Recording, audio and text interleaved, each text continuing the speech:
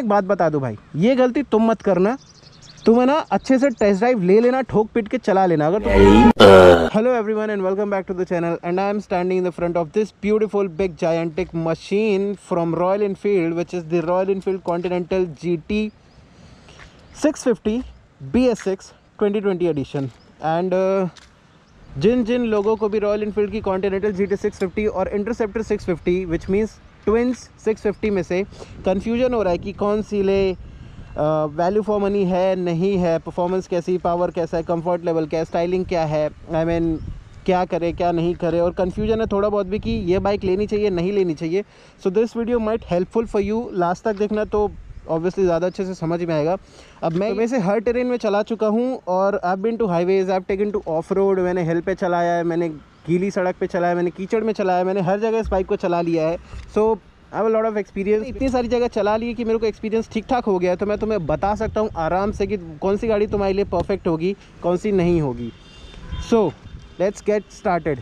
सो सबसे वीडियो शुरू करने से पहले सबसे पहला पॉइंट ये कि जो बातें मैं बोलने जा रहा हूँ वो किसी पत्थर पे खींची हुई लकीर नहीं है, कहीं किसी इतिहास के पन्नों में नहीं लिखा हुआ है। ये बातें जो मैं बोलने जा रहा हूँ मेरा खुद का पर्सनल एक्सपीरियंस है, जो मैंने अपने 5800 किलोमीटर के दौरान पे एक्सपीरियंस किया है। ये वो बातें हैं। तो life is a give and take, ज्ञान कहीं से भी बढ़ता है, लपेट लो। सो दूसरा point, riding a bike was never about achieving the top speed, it's the feeling that what you are getting from the particular bike. गाड़ी की जब मैंने फर्स्ट सर्विस कराई थी तो मैंने एक रिव्यू डाला था छोटा सा, मतलब कि मुझसे गाड़ी गिर गई थी, मैंने बताया था और थोड़े बहुत ड्रॉबैक्स बताए थे। तो लोगों ने बहुत कमेंट की थी कि भाई ये आप चप्पल पहन के गाड़ी चलाते हो तो गिरोगे ही।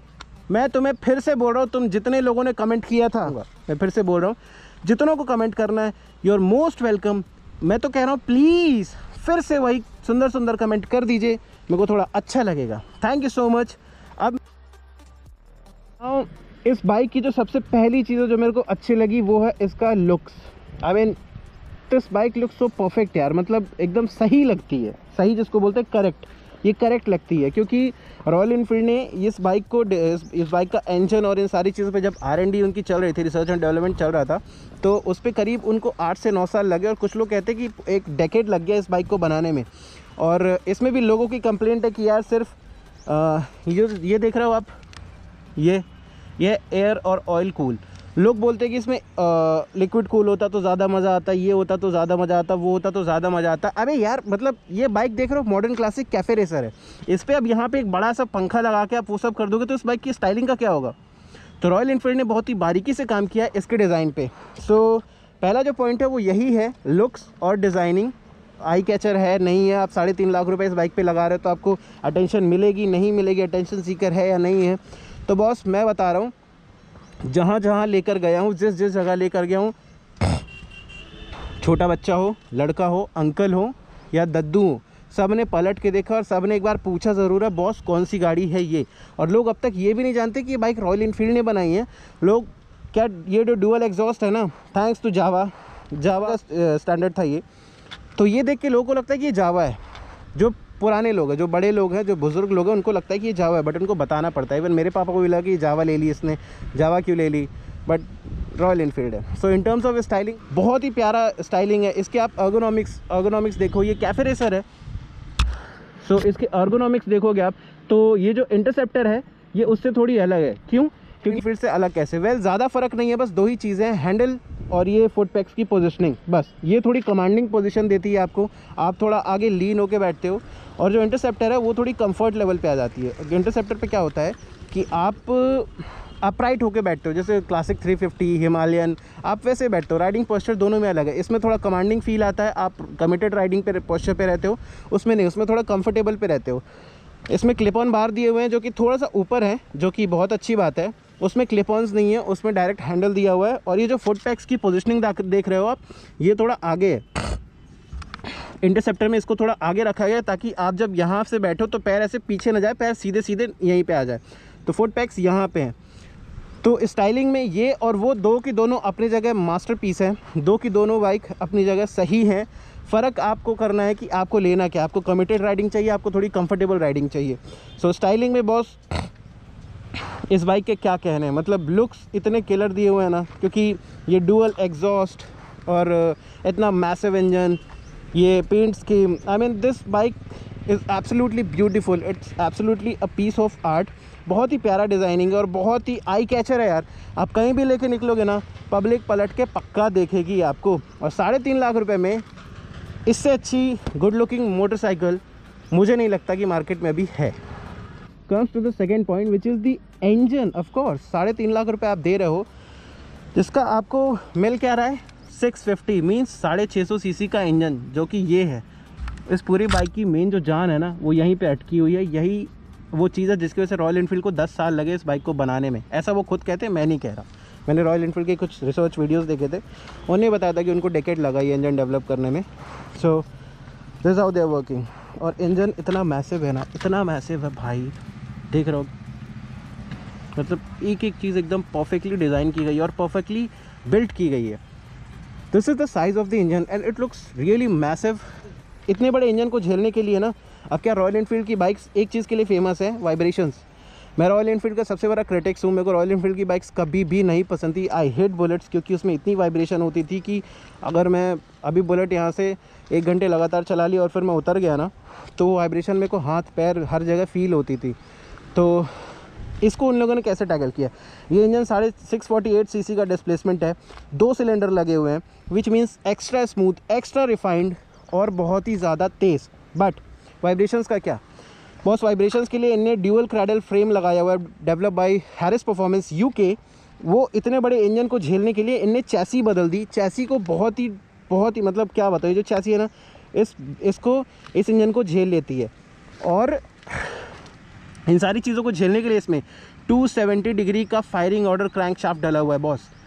अब इसको हिंदी में तो मैं बताऊं तो यूँ समझ लो कि काउंटर बैलेंसिंग के लिए लगा हुआ है, ताकि आपको वाइब्रेशंस फील ना हो। और मैं तुम्हें एक बात बताता हूँ, इंजन इतना पावरफुल है यार, 3.5 लाख रुपए में तुम्हें इतना बड़ा displacement, 48 horse power, 52 newton metres का टॉर्क 3.5 लाख रुपए में तुम्हें कोई भी बाइक नहीं देती। आप कोई भी बाइक ले लो, आपको 3.5 लाख रुपए में इतना पावर नहीं मिलेगा। और ये पावर सिर्फ ऑन पेपर नहीं है। परफॉर्मेंस की बात करें तो ये जो पावर है ना, ये मैंने एक्चुअली फील की है कि आप इस बाइक में हर गियर पे टॉर्क अवेलेबल होता है, वो भी बहुत सारा। मतलब आप किसी भी गियर पे पुल कर दो, गाड़ी ऐसे निकलती है ना कि अब तो मैं क्या बताऊं। मैं पिलियन बैठाकर 165 आराम से चला गया हूं और मैं दावे से कह सकता हूं कि 10% पावर और बची थी। मतलब 170 तो खींच देता बड़े आराम से बोल रहा हूँ मैं। अब आप अक्सोलो रहोगे, अच्छा हाईवे मिल गया, रोड अच्छी मिल गई, तो बॉस तुम तो 180 भी जा सकते हो। ऐसा मेरी बाइक के साथ है। और इस इंजन, अब क्या तुम्हें बताऊं, 2 सिलेंडर इंजन है, बहुत ही ज़्यादा स्मूथ, बहुत ही ज़्यादा रिफाइंड और बहुत ही ज़्यादा हाईटेक। रॉयल एनफील्ड अब तक की मार्केट में यही है, तुम यही बाई कर सकते हो।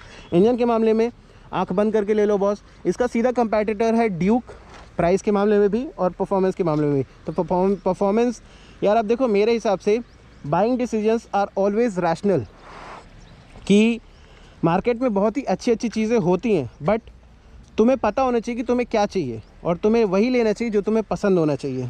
तो ये फैक्टर आता है ड्यूक और जीटी के बीच में। बाकी मैं तो बता रहा हूँ कि इस प्राइस पॉइंट पे इतना पावर कोई भी गाड़ी नहीं देती, इतना टॉर्क कोई भी गाड़ी नहीं देगी, इतनी स्मूथनेस कोई भी गाड़ी नहीं देगी। तुम इसका कंपटीशन निंजा से भी कर सकते हो आंख बंद करके। और ऑन पेपर निंजा 400 से भी बिल्कुल सेम स्पेक शीट्स है दोनों की। बॉस मेरे हिसाब से तो 3.5 नहीं, आप 4 लाख चले जाओ, 4 लाख के अंदर भी आपको इससे अच्छी गाड़ी नहीं मिलेगी। तो ये थी पावर की बात। पावर इतनी ज़्यादा है कि आप यार 0 to 100 in 6.5 seconds. Royal Enfield से ये कभी एक्सपेक्टेड नहीं था, बट ये मशीन वो कर सकती है।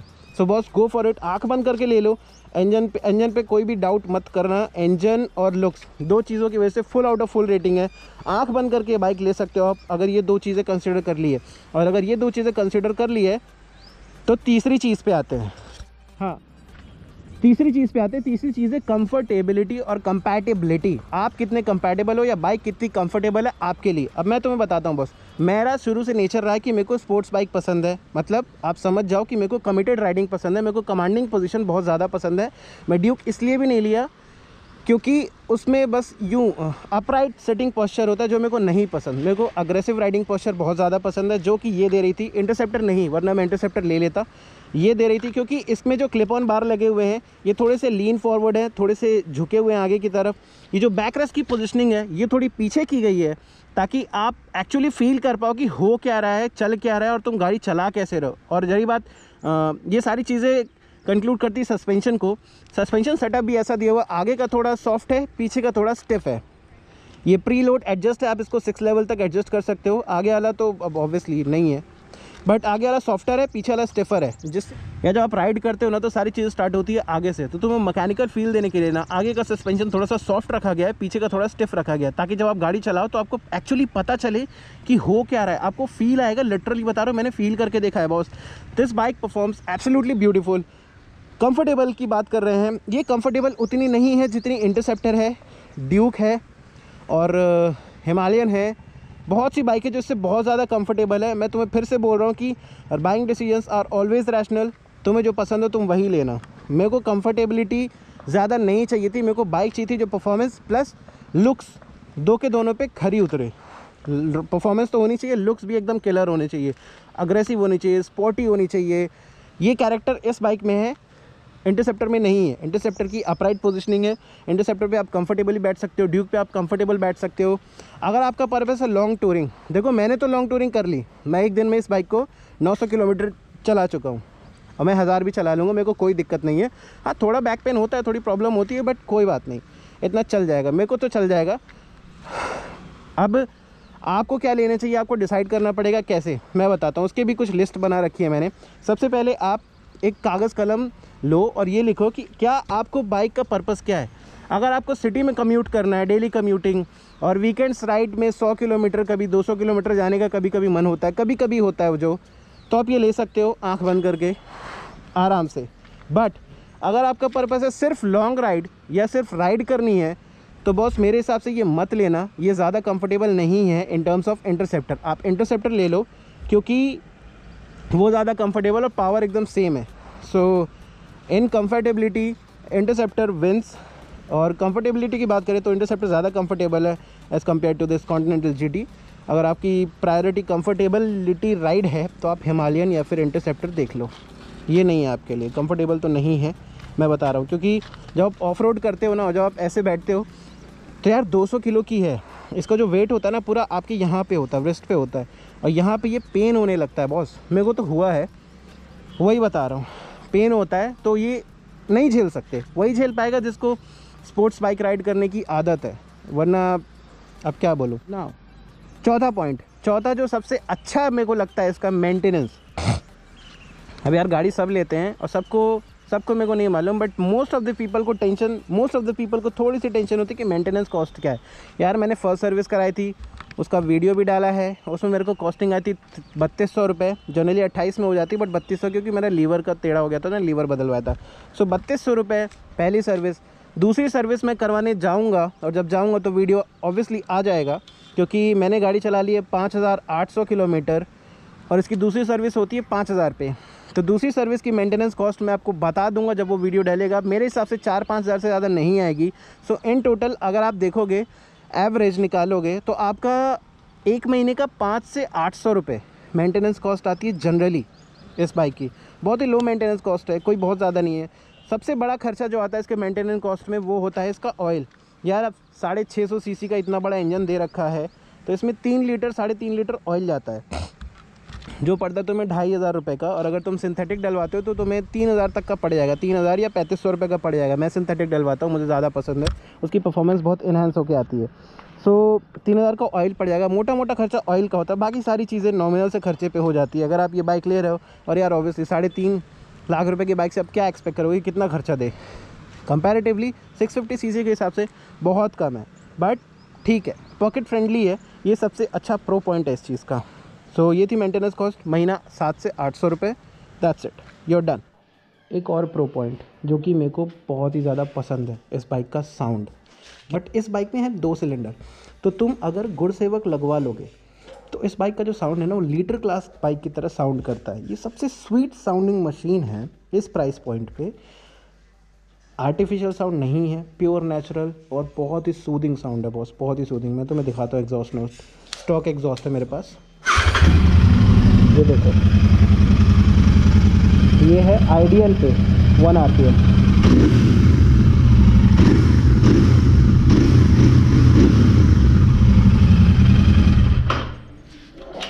सूदिंग साउंड, ये प्रो है। इस बाइक का साउंड इतना नेचुरल और इतना स्वीट है ना कि बस सुन के लगता है बस बताना था, बता दिया। आगे आपकी मर्ज़ी, एग्जॉस्ट लगवाना है, क्या करना है अब आप जानो यार।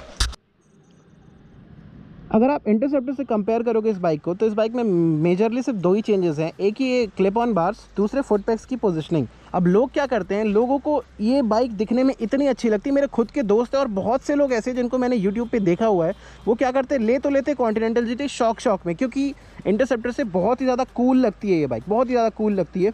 बट होता क्या है कि उनसे ये जो क्लिप ऑन बार है ना, झेले नहीं जाते। तो मैंने देखा है बहुत लोगों को, वो मॉड करा लेते हैं, वो यहाँ पे हैंडल बार राइजर लगवा लेते हैं और हैंडल चेंज करा देते हैं, या तो इंटरसेप्टर का लगवा लेंगे या हिमालयन का लगवा लेंगे, मतलब वो हैंडल्स चेंज कर देते हैं।